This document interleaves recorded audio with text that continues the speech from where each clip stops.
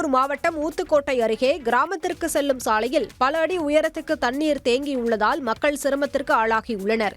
தொடர் மழையால் திருவள்ளூர் மாவட்டத்தில் உள்ள 1162 ஏரிகளில் 553 ஏரிகள் முழுமையாக நிரம்பியுள்ளன. இந்த நிலையில் ஊத்துக்கோட்டை சுற்றுவட்டார போந்தவாக்கம், நந்திமங்கலம், பொன்னாலூர்பேட்டை ஏரிகள் நிரம்பி கால்வாய் வழியாக உபரிநீர் வெளியேறி வருகிறது.